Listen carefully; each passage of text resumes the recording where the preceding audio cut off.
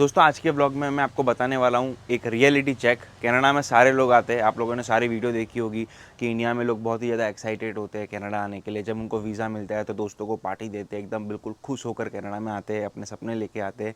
बहुत लोग यहाँ पे आके अपने सपनों को अचीव भी करते हैं, यहाँ पे आके घर, गाड़ी, बंगला, पैसा, बिजनेस सब कुछ लेते हैं।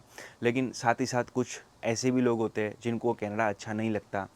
कुछ ऐसी चीज़ें उनके साथ होती है कनाडा में जिसकी वजह से उनको कनाडा छोड़ के वापस से इंडिया जाने की इच्छा होती है। वैसे देखा जाए तो इच्छा तो बहुत लोग को होती है, क्योंकि सब लोग के दिमाग में ऐसा ही होता है, जब इंडिया में होते हैं तो कनाडा की याद आती है और जब कनाडा में होते हैं तो इंडिया की याद आती है। लेकिन बहुत लोग ऐसे भी होते हैं जो कनाडा में आने के बाद, यहाँ पे कुछ साल बिताने के बाद फिर से इंडिया में लौट के चले जाते हैं हमेशा हमेशा के लिए। जिस तरीके से वो जो पिक्चर आई थी शाहरुख खान की शायद धुन की, उसमें आपने देखा होगा कि वो लोग यहाँ पे रहे, पैसा वैसा कमाया, स्ट्रगल किया, लेकिन लास्ट में फिर वो लोग इंडिया चले गए। तो ऐसा ही एक किस्सा आपको मैं बताने वाला हूँ मेरे दोस्त का, जो यहाँ पे आया था सपने अपने लेके, पैसे वैसे लगा के, अपना टाइम पूरा इन्वेस्ट करके, और अब फाइनली वो इंडिया चला गया है। उसका नाम नहीं लूँगा मैं, क्योंकि वो भी मेरे व्लॉग देखता है तो मारेगा पकड़ के मुझे, क्योंकि उसने मुझे क्लियरली बोला था कि तेको जो भी कंटेंट ढूंढना हो कहीं और से ढूंढ, मेरी लाइफ का जो कंटेंट है वो मत बता। लेकिन उसने साथ ही साथ ये भी बोला कि जो दिक्कतें मैंने यहाँ पे फेस करी है वो लोगों को बता, मेरा नाम लेके नहीं, लेकिन मेरी बात लोगों तक पहुंचा। उसकी बात मैं आप लोगों तक पहुंचा रहा हूँ कि कौन से ऐसे मेन रीज़न थे जिसकी वजह से वो कनाडा हमेशा हमेशा के छोड़ के चला गया है, और बहुत ही खुशी से छोड़ के गया है। इंडिया में बहुत मस्ती से मज़े से जी रहा है अभी वो। और आपको साथ ही साथ ये भी बोलूँगा कि वो छोड़ के क्यों जा पाया है, और अगर आपकी भी सिचुएशन सेम है तो आप भी छोड़ के जा सकते हो। ऐसा नहीं है कि वो गया है तो आपको भी जाना ज़रूरी है। वो क्यों गया है पहले उस बात को भी हम समझेंगे। तो बस यही सारी की सारी बातें आज की व्लॉग में करनी है, कि अगर इन सारी बातों का ध्यान रखकर अगर आप कनाडा में आते हो तो आपको कोई तकलीफ़ नहीं होगी। लेकिन अगर इन बातों का ध्यान नहीं रखा और कनाडा में आ गए तो हो सकता है आपको भी तकलीफ़ होगी और आपको भी फॉल बैक करना पड़ सकता है। इतना सारा जो पैसा लगाया है वो भी वेस्ट हो जाएगा, इतना सारा जो टाइम इन्वेस्ट किया है इंडिया में आईएलटीएस की प्रिपरेशन करने से लेकर कनाडा में आने तक का, वो सब वेस्ट हो जाएगा। कोई भी इंसान एक रीज़न की वजह से किसी कंट्री को छोड़ के नहीं जाता है, तो ऐसे ही उसका भी कोई एक पर्टिकुलर रीज़न नहीं है, लेकिन बहुत सारे बल्क में रीज़न है। तो वो सारे के सारे रीज़न उसी भावना के साथ आपको मैं बताता हूँ, ठीक है। बोल मैं रहा हूँ लेकिन सब उसके हैं, बता मैं रहा हूँ लेकिन हुआ उसके साथ है। तो सबसे पहले इंडिया की बात करते हैं। इंडिया में भाई वो वेल सेटल है, उसके पापा का खुद का बिजनेस है, ठीक है। अच्छा खासा वो पैसा वहाँ पे कमा रहा था जब वो इंडिया में था, पापा का बिजनेस संभाल के। लेकिन उसको भी हुआ कि नहीं, मेरे सारे के सारे दोस्त कनाडा में जा रहे हैं तो मुझे भी कनाडा में जाना चाहिए। वो भी एक्सप्लोर करने के लिए यहाँ पे आया। अब सब लोग का एम अलग अलग होता है। किसी का एम ये होता है कि कनाडा में इतने ज़्यादा फाइनेंशियली स्ट्रॉन्ग नहीं होते हैं, तो बाहर जाना होता है और पैसे वैसे कमाने होते हैं। पढ़ाई से लेना देना नहीं होता है, लेकिन पढ़ाई को वो एक ज़रिया बना के आते हैं ताकि उनका वीज़ा आ जाए और इंडिया में वो पैसे भेजना चालू कर दे।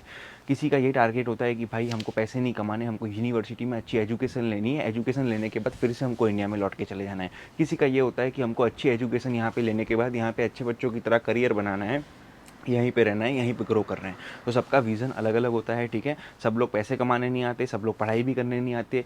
कुछ लोग सिर्फ पैसे कमाने आते हैं, कुछ लोग सिर्फ पढ़ाई करने आते हैं, कुछ लोग दोनों चीज़ें करने आते हैं।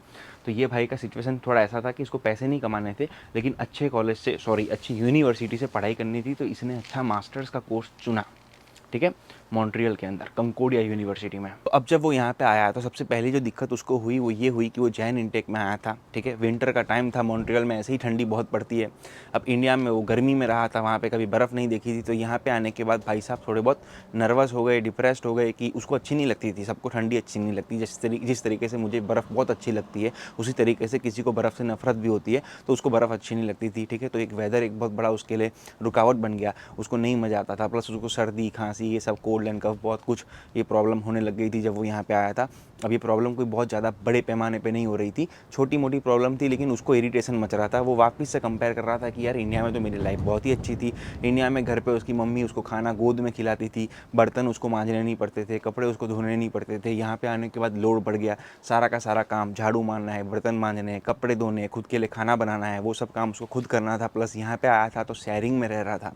तो शेयरिंग में रहने के दोस्तों एक अलग ही दुखड़े होते हैं। आपका अगर रूममेट अच्छा है तो आपको कोई टेंशन नहीं है, लेकिन अगर आपका रूममेट ऐसा है जो रात को सोता नहीं है, दिन में सोता है, दारू पीता है, सिगरेट पीता है, ज़ोर ज़ोर से गाने सुनता है, घर वालों से ज़ोर ज़ोर से बातें करता है, गाली गलौज करता है, मस्ती मजाक करता है, कोई एम नहीं है, फोकस नहीं है, ज़िंदगी में क्या करना है उसको पता नहीं है, तो फिर आपको बहुत ज़्यादा दिक्कत होती है। वैसे लोगों की वजह से एक टॉक्सिक एनवायरनमेंट बन जाता है, जिसकी वजह से फिर आप सोचते हो कि आप कहाँ पे आ गए हो, आप यहाँ पे क्या कर रहे हो, आप क्या सोच के आए थे, आपके साथ क्या हो रहा है। तो ऐसा सिचुएशन था। उसको जो भी रूममेट मिले सब इतने बेकार मिले जो उसके नेचर से टोटली अलग थे। ये भाई साहब राम भगवान की तरह थे और सामने वाले रूममेट रावण की तरह थे। तो एक सबसे बड़ा कॉन्फ्लिक्ट तो वहाँ उसको आने लग गया। तो उसने फिर फटाफट से कंपैरिजन करने लग गया वो कि इंडिया में तो ऐसा नहीं होता था, यहाँ पे तो ऐसा हो रहा है, इंडिया में तो वैसा नहीं होता था, यहाँ पे तो वैसा हो रहा है। तो मैंने आपको बताया था स्टार्टिंग में कि उसका जो विज़न था यहाँ पे आके पैसे वैसे कमाना नहीं था, लेकिन एट द सेम टाइम इतना भी वो अमीर नहीं था कि यहाँ पे बिना पार्ट टाइम जॉब करे घर वालों से लिविंग एक्सपेंस भी वो मंगवावे, क्योंकि ऑलरेडी कंकोडिया यूनिवर्सिटी में जो मास्टर्स की फ़ीस थी वो बहुत ज़्यादा थी। ठीक है, तो उसको यहाँ पे पार्ट टाइम जॉब ढूंढनी तो पड़ेगी, क्योंकि अगर यहाँ पे रहना है, लिविंग एक्सपेंस निकालने हैं, घर वालों से पैसे नहीं मंगाने हैं, then you have to earn. तो उसने पार्ट टाइम जॉब ढूंढना चालू किया। अब जब आप यहाँ पे पार्ट टाइम जॉब ढूंढते हो तो किसी को बहुत ईजिली मिल जाती है, लेकिन किसी किसी को मिलती नहीं है। तो डिफरेंस जिसको ईजिली मिलती है, मेरे हिसाब से डिफरेंस दो तरीके के होते हैं किसको ईजिली मिल जाती है। पहला, मेरे को बहुत ईजिली मिली थी। ठीक है, मैं बताता हूँ क्या होता है। तो पहला तो ये होता है कि आप बहुत अच्छे किस्मत वाले हो, लकी हो, आप जॉब ढूंढने गए, आपको तुरंत जॉब मिल गई। ठीक है, तो उन लोग को तो इजीली जॉब मिल जाती है। तो मेरे केस में लक फैक्टर नहीं था। दूसरा, इजीली जॉब उसको जल्दी मिलती है जो यहाँ पे कोई भी काम करने के लिए स्टार्टिंग में रेडी हो, खुद को रगड़ने के लिए रेडी हो।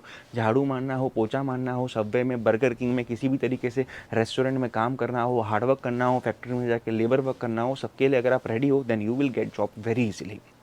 मेरी पहली जॉब बियर फैक्ट्री में थी। जनरल लेबर का काम था, लोडिंग अनलोडिंग का काम था। दिन भर बियर की बोतलें ऊपर नीचे ट्रक से निकालो, इस पे रखो, उस पे रखो, वहाँ से आगे ट्रांसफ़र करो, बियर की बोतलें पैक करो। तो ये जनरल लेबर का काम था। इसमें मेंटली हम बहुत ही ज़्यादा एग्जॉस्ट हो जाते हैं, फिजिकली बिल्कुल ही टूट जाते हैं। और फिर मैं भी ये चीज़ सोचता था कि भाई मैं इंडिया में क्या करता था और यहाँ पर मैं क्या कर रहा हूँ। मैं किसी काम को छोटा बड़ा नहीं बोल रहा हूँ, लेकिन कभी अगर आपने हार्डवर्क ना किया हो, जनरल लेबर वाली शिफ्टें ना मारी हो, दिहाड़ियाँ ना मारी हो, और एकदम से आपको ये करना पड़े तो तकलीफ़ होती है। लेकिन मैंने किया था। लेकिन ये भाई साहब का माइंड ऐसा था कि मुझे नहीं करना है, मैं तो अच्छा काम ही करूँगा। अब मॉन्ट्रियल एक ऐसी सिटी है जहाँ पे फ्रेंच बोलना मैंडेटरी है। तो अच्छा काम करना है तो फ्रेंच बोलना पड़ेगा। फ्रंट डेस्क जॉब करनी है, कैशियर वाला काम करना है, किसी कस्टमर से वार्तालाप वाला काम करना है, देन फ्रेंच इज़ मैंडेटरी। अगर आपको फ्रेंच नहीं आती तो वो काम आपको नहीं मिल सकता।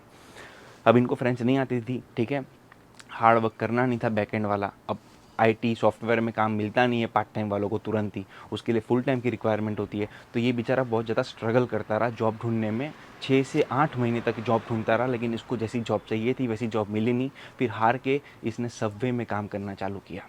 अब सबवे में जब काम करना चालू किया, रेस्टोरेंट इंडस्ट्री है, वहाँ पे भीड़ होती है, कस्टमर होती है, खाना भी बनाना है, झाड़ू भी मारना है, पोछा भी मारना है, कस्टमर से बात भी करनी है, कैश भी काउंट करना है। एट द सेम टाइम आपका जो सबवे का जो सब आप बना रहे हो वो जल ना जाए, उसका भी ध्यान रखना है।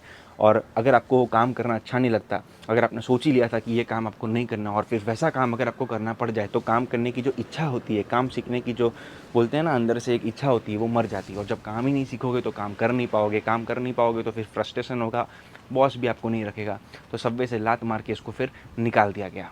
और अब दूसरी तरफ जो उसके दोस्त थे कनाडा में, उन लोगों ने यहाँ पे आके दिहाड़ियाँ मारी, गाड़ी वाड़ी ले ली, लोन पे बढ़िया लाइफ जी रहे थे।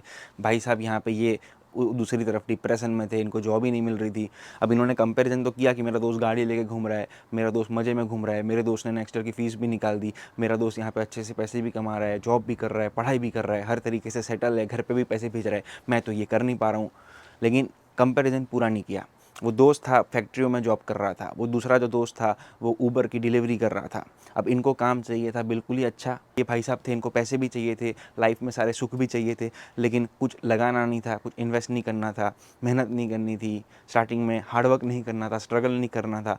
तो फिर ऐसे लोगों के साथ भाई एक ही चीज़ होती है, या तो आपको पैसा कमाना है तो फोकस पैसे पे होना चाहिए, पैसा कमा लोगे। और अगर आपका फोकस ऐसा है कि भाई ये चाहिए, वो चाहिए, वो चाहिए, ये चाहिए, लेकिन करना कुछ भी नहीं है, then it's very difficult to earn money. ठीक है, मैं मानता हूँ कि आप लोग को अच्छा काम करना है, मुझे भी अच्छा काम करना था, मुझे कोई शौक नहीं था कि मैंने बियर फैक्ट्री में स्टार्टिंग में खुद को घिसवाया था, मेरी भी वो इच्छा नहीं थी, ना ही मैं अभी कोई फैक्ट्री का जॉब कर रहा हूँ, अच्छा खासा वाइट कॉलर फील्ड वाला वर्क कर रहा हूँ अभी मैं।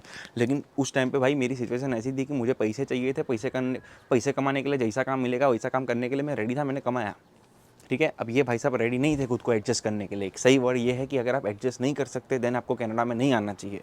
तो इसलिए मैं आपको बता रहा हूँ कि अगर आपका एडजस्टिंग नेचर नहीं है, जैसी सिचुएशन है वैसी सिचुएशन में अगर आप खुद को घुल मिला नहीं सकते हो, देन कनाडा में मत आना। अगर आपका भी नेचर वैसा है कि उसकी तरह मैं झुकूंगा नहीं, पुष्पा की तरह टूटूंगा नहीं, देन फिर कनाडा में मत आना, क्योंकि ये सब काम बर्तन धोने से लेके कपड़े मांजने से लेके सब कुछ खुद ही करने हैं।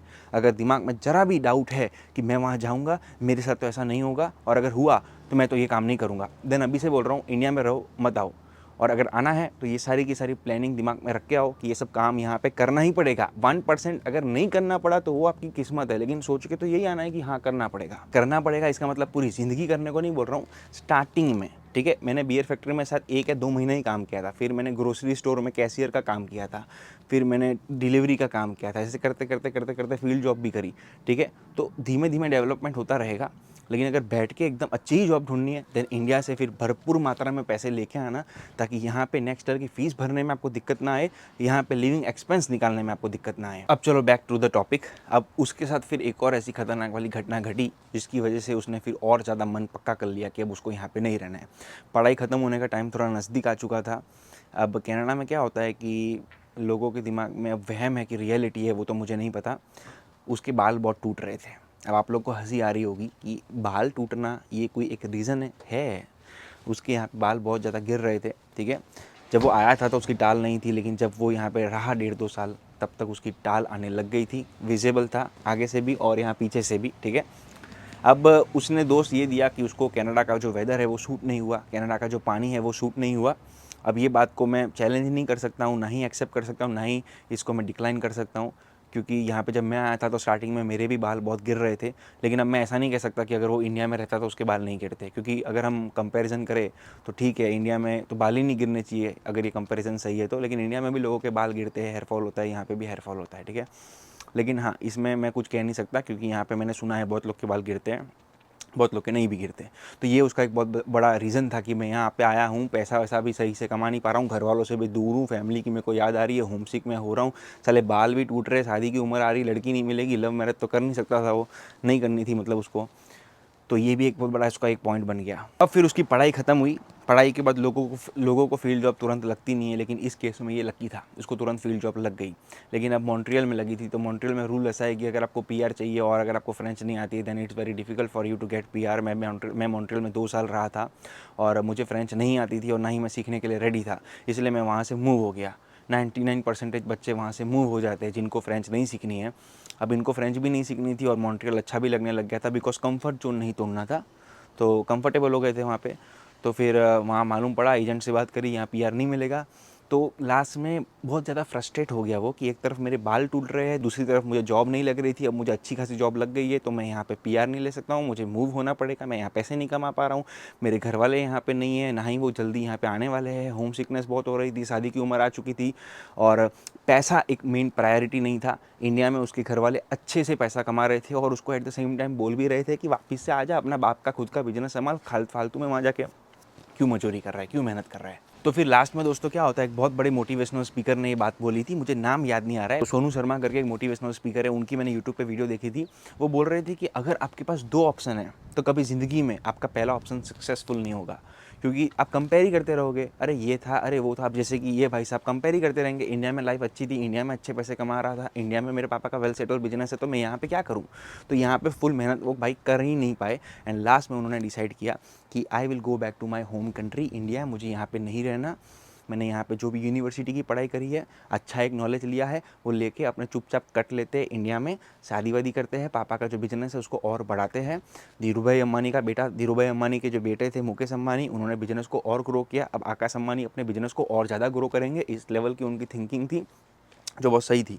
मैं कोई वो नहीं बोल रहा हूँ कि उनको इंडिया नहीं जाना चाहिए था, लेकिन मैं अब आपको क्या बताना चाहता हूँ इस वीडियो के, इस स्टोरी के, इस रियल लाइफ इंसिडेंट के थ्रू, वो ये है कि अगर आप यहाँ पे एडजस्ट नहीं कर सकते, अब आप यहाँ पे आके छोटा बड़ा काम नहीं कर सकते स्टार्टिंग में, आपको घर वालों की बहुत ज़्यादा याद आती है, आपको घर के खाने की बहुत ज़्यादा याद आती है, आप खुद से खाना बनाने का एफर्ट नहीं कर सकते हो, आपसे खुद के बर्तन अगर खुद नहीं मांजे जाते हैं, अगर आप किसी दूसरे रूममेट के साथ एडजस्ट नहीं कर सकते हो, अगर आपका रूममेट दारू पी रहा है, सिगरेट पी रहा है, और अगर आपको दारू पीना, सिगरेट पीना अच्छा नहीं लगता है, तो अगर आप उस सिचुएशन से बाहर नहीं आ सकते हो, मेरे साथ भी ऐसा ही था, मेरे भी रूममेट सही नहीं थे, तो मैंने 1 घर, 2 घर, 3 घर, ऐसे 5 से 6 घर बदल दिए थे 1 साल में। तो उसका सोल्यूशन ये होता है कि घर बदलो, ये सोल्यूशन नहीं होता है कि ठीक है हार मान के देश छोड़ के चले जाओ, ठीक है। मैं मेरे दोस्त को ये नहीं बता रहा हूँ कि वो हार मान के देश छोड़ के चला गया है, लेकिन आपको बताना चाहता हूँ कि अगर कोई भी प्रॉब्लम आती है तो हमारा जो ज़रिया होना चाहिए वो सॉल्यूशन ढूँढने का होना चाहिए, ना कि ये कोसते रहने का होना चाहिए कि प्रॉब्लम है, प्रॉब्लम है, प्रॉब्लम है। अब जो भी लोग कनाडा छोड़ के जाते हैं वो कनाडा को गाली देते हैं कि कनाडा अच्छा नहीं है, कनाडा अच्छा नहीं है। अब एट द सेम टाइम जो कनाडा में रहता है वो बोलता है कि कनाडा अच्छा है, कनाडा अच्छा है। अब ना ही कनाडा अच्छा है, ना ही कनाडा ख़राब है। आपका नज़रिया कैसे है सब उस पर डेवलप करता है। इंडिया में भी बनने वाले मुकेश अंबानी बन रहे हैं, यहाँ पे भी रहने वाले बिलियनर बन रहे हैं। इंडिया में भी जो कुछ नहीं कर पा रहा वो भिखारी है, यहाँ पे भी जो कुछ नहीं कर पा रहा वो होमलेस है। तो सिचुएशन दोनों जगह सेम है, लेकिन आप कितना एफर्ट मार सकते हो वो इम्पोर्टेंट है। ये डेफिनेटली बात बिल्कुल ट्रू है कि कनाडा में आने के बाद आपको पेड़ पे डॉलर नहीं मिलने वाले हैं। यहाँ पे लाइफ आपकी आसान नहीं होने वाली है, डिफ़िकल्टी होने वाली है, क्योंकि आप दूर आ रहे हो अपने घर से, फ्रेंड्स से, रिलेटिव से। हर तरीके का स्ट्रगल आपको स्टार्टिंग में खुद ही अकेले करना पड़ेगा। और अगर आप ये करने के लिए रेडी नहीं हो देन आपको कनाडा में नहीं आना चाहिए। और अगर आप ये करने के लिए रेडी हो देन कनाडा हो, दुनिया का कोई भी कोना हो, आपको डरने की कोई बात नहीं है। आप जैसा भी तूफ़ान है उस तूफ़ान में तैर के आगे निकल जाओगे। बस दोस्तों, आज की वीडियो में इतना ही था। थोड़ा बहुत रियलिटी चेक दिया, थोड़ा बहुत मोटिवेशन दिया। डरना नहीं चाहिए, झुकना नहीं चाहिए, सिचुएशन से लड़ना चाहिए, आपको बता दिया है। अब बाकी क्या करना है वो आप ही को डिसाइड करना है, चाहे इस टाइम पे कनाडा में हो या इंडिया में हो। कभी हार नहीं माननी चाहिए, ऐसा एक नज़रिया हमेशा अपने दिमाग के अंदर रखना चाहिए।